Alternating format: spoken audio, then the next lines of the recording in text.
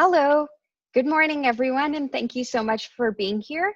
My name is Rajsi, and I'm here to talk to you today about resistance. The title of my talk is Vive la Resistance, Practical Advice on Dealing with Pushback as You Implement New Ideas. This is a fantastic conference, and I'm so excited to be here. And my talk will really focus on the resistance aspect that you'll face when you go back and try to implement all of the exciting ideas that you've learned today and yesterday. So let's get started. My name is Rajsi. I'm a senior PM at Oracle Cloud, and before this, I was with Amazon. I've studied computer science and finance at the University of Cambridge, and I really want to talk to you about why I'm a good person to talk to you about resistance. It's because I've faced so much in my career and life in variety of technical as well as more soft challenges. So examples include, for example, architectural changes where I was driving the security goal that led to work being required from 400 plus teams. And then roadmap changes where I was driving a customer enablement program that required engineering to make changes to their roadmaps based on key pieces of customer feedback. Good example of that is Zoom, which now runs on Oracle Cloud. How did I work with engineering teams to prioritize Zoom's features and get them onboarded? And then, of course, process changes. So driving launches of products that require changes in internal processes as well as work streams. And, the good, bad, and ugly lessons that I learned from it after launching it in 10 plus countries. So let's start with the concept of change. That's why I'm here today to introduce to you change. And the idea is that all change meets resistance. If there's no resistance, there really is no change that can be done. So, all of us have encountered this feeling of the whole world or the whole office being against us when we try to implement something that we can so clearly see as a winner. We can see its benefits, we can see how it would benefit everybody clearly, and yet we fail to understand why are people resisting this? Why is this not something that people are accepting quite openly? And to that point, let's talk about Gleischer's formula for change. So Gleischer's formula for meaningful change says that in order for meaningful change to occur, the resistance faced must be less than three things. The first thing is D, which is dissatisfaction with the present, V, which is vision for the future, and F, which is the first steps or plan that we need to take in order to get there. So really three things. The dissatisfaction with the present must be really high. Our vision for the future must be really strong. And we must have an amazing idea of the first steps that we need to take in order to get there. And our resistance must really be very low. And I love this formula. I think it takes a concept like change, which is very abstract, and tries to break it down into its elemental elements. And we're here today to focus on this part right here, which is the R, the resistance. How do we minimize it? So let's start with the very origin of the word. Resistance comes from the Latin word resistere, which by definition is a verb, which means to hold back. So I've attached a cute little graphic here where you can see this man is being held back by something, and that something is resistance. We've all seen it, we all face it. And then I want to bring this to you where, there's a cute little cartoon where this person is proposing some kind of change and the office is going crazy. And, it's at that point that he understands, hey, well, now I actually understand what we're up against. And that's really what resistance is about. It comes at you at the most unexpected time. And be sure, like we talked about introducing change, anytime there's change, there is absolutely going to be resistance.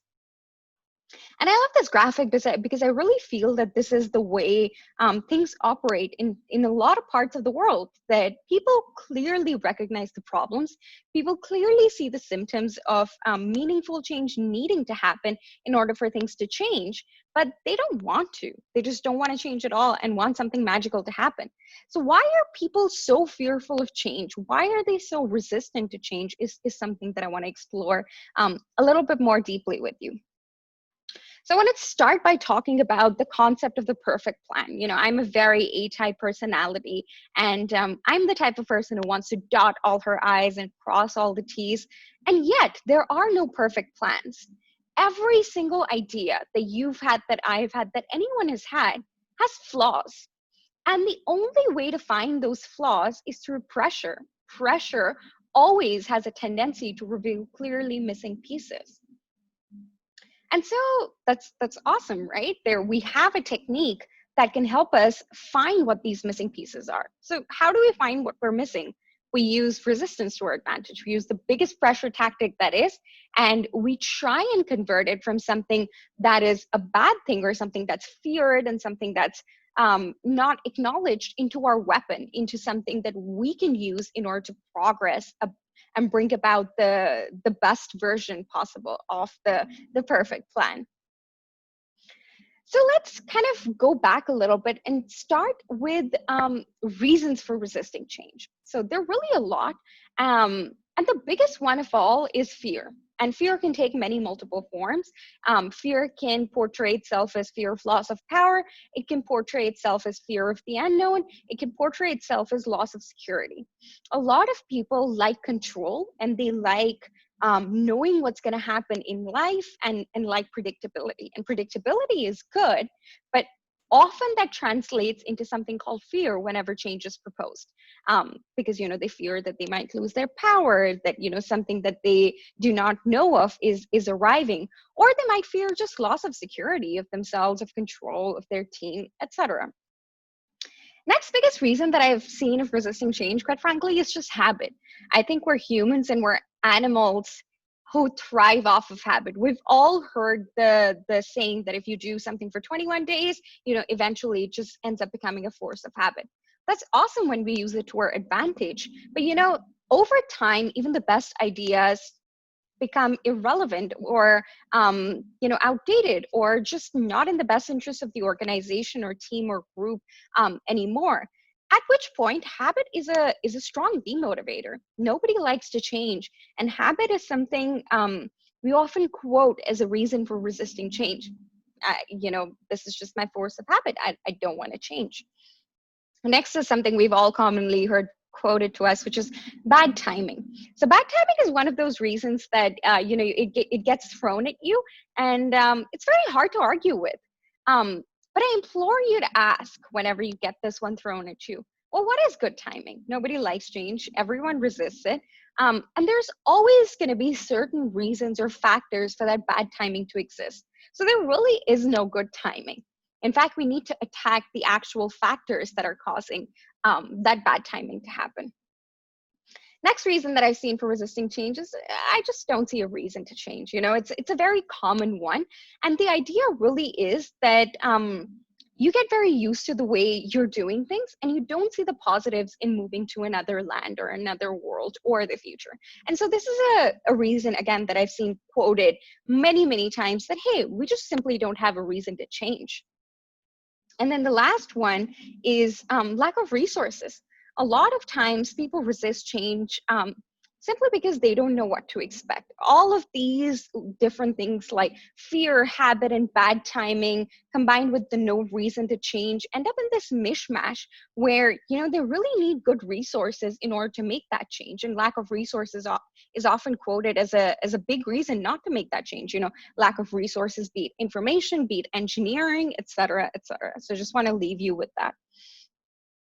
Next thing that I want to talk to you about is forms of resistance. And this is something that I'm really passionate about because this is not very often talked about. So there are really two forms of resistance. The first one is active, and this is the more common one. So this is the more verbal form of resistance. Individuals will voice their concerns, and you have the opportunity to listen and address. So as bad as somebody telling you, hey, I don't actually think that's a good idea is, at the very least, it gives you some amount of time to address it. It gives you a platform where you can talk to them and clear the air, etc. What's much worse, in my opinion, is the second form of resistance, which is called passive resistance. And this shows up in different ways. It might show up as non-engagement between stakeholders. It might show up as lack of attendance at meetings. And it might show up as little to no response or feedback. So a lot of people feel that the person or stakeholders are disengaged when in fact they're actually actually quite resistant to change. So it takes skill in recognizing what passive resistance is and what it means. So now that we've discussed the two different forms of resistance, let's quickly talk about some ineffective strategies that I've seen implemented, that I've done myself, of dealing with this resistance. So for passive resistance, a lot of people employ really ineffective methods, for example, ignoring it, or just expecting it to go away on its own, or underestimating it simply because they think it's lack of engagement when it's actually a much more nuanced form of resistance. And for active resistance, I've seen people do all sorts of things, attempt to force a solution, they don't listen to or understand concerns, they'll end up communicating ineffectively, and they just don't build that trust. So what do we do instead? So the first and foremost thing that I want to talk about is the culture of active listening. So no matter what the idea, be it a technical proposal, be it architectural change, a widespread migration, change in ownership, process, direction of product, whatever it is, we must first create as well as cultivate a culture of active listening. So I love this quote. It's by Stephen R. Covey, 7 Habits of Highly Effective People. And it says, most people do not listen with the intent to understand. They listen with the intent to reply. And it's really true. A lot of times, the way our brain works is instead of listening, it's just processing information to reply. It's not processing it to understand. It just wants to understand enough that it can form a good reply. And so, the culture of active listening, great. But how do we do it? And what does it look like in practice? So I've created 4 simple steps that we can use in order to kind of propagate that culture. The first is to ask for direct feedback. I think this is first and foremost, and this is especially important when we're talking about passive resistance, because up until now, there really wasn't anything for us to discuss or talk about. So the first is asking for direct feedback.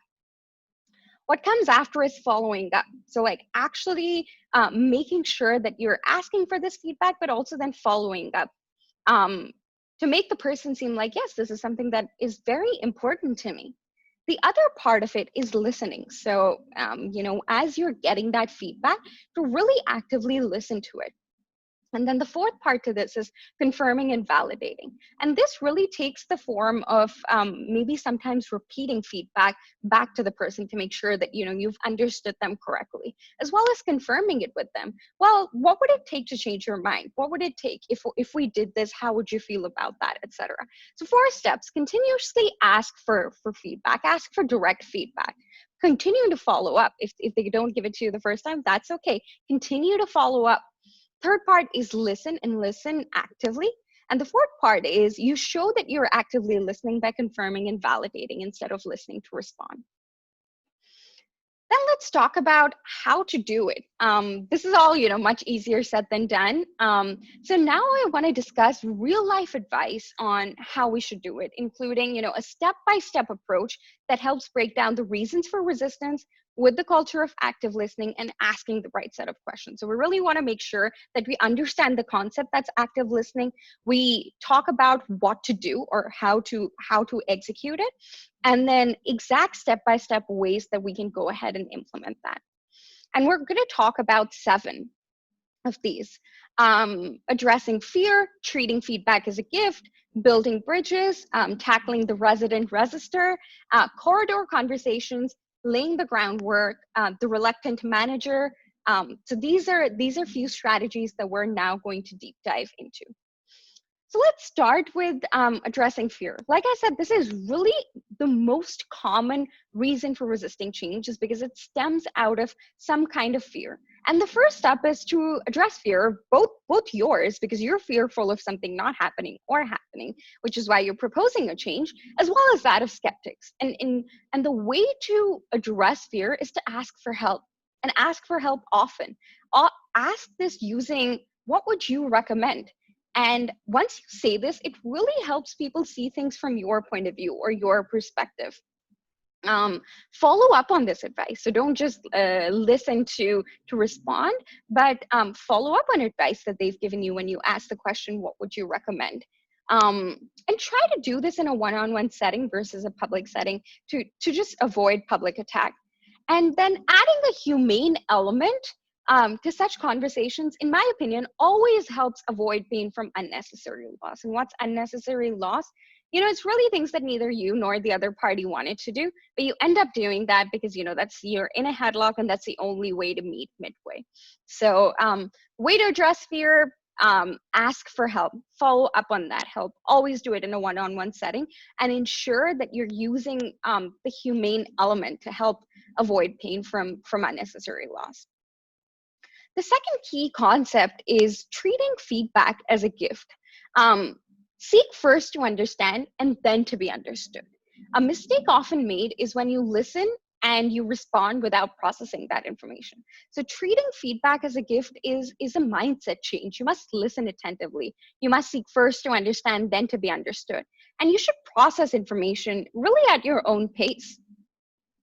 The third concept that I'm going to talk about here is building bridges.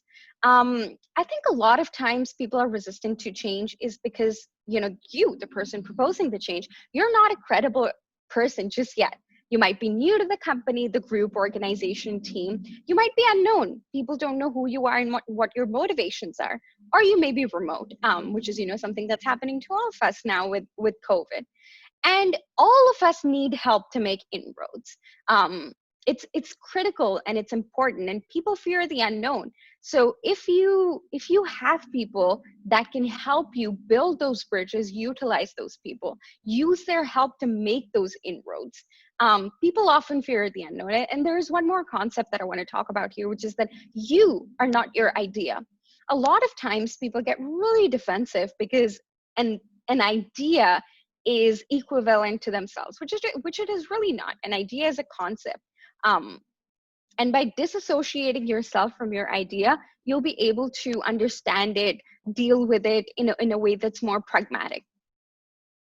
Fourth thing I want to talk about is tackling the resident resistor. This person is a champion skeptic, and he plays the really important role of the devil's advocate.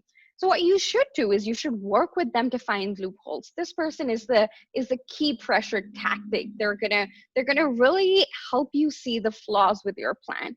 And with this person, I think you should really specifically target their fear of the unknown, their habits, their bad timing, their reasons not to change, and lack of resources. You really want to actively listen when they give advice, but at the same time, let me warn you, make sure that you're not taking things too much in the other direction. Let's talk about the next strategy, which is using corridor conversations. So really for influential people, time is a big scarcity. So relying on corridor conversations, walking to the next meeting together, slotting in lunch is key. Sometimes that's all you really need is 2 minutes of somebody's time and not 30. So figure out what those small things are, take the elevator down with them. And those corridor conversations can really help kind of build that trust. And this can be harder for remote folks, in which case, once we all go back to the office, use your bridge builder, use the person who can advocate on your behalf.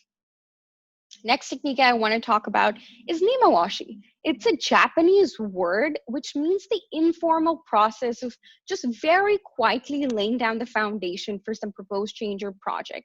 And you do that, by talking to the people concerned, you gather the support and feedback. And laying out the groundwork is really all about sounding out opinions, cultivating a group buy-in, and building a collaborative understanding so that when you get to the point where there's an official kickoff happening, you're already there. You already understand what everyone is about to say and going to say, and you can have a much more balanced group whose opinions match with yours.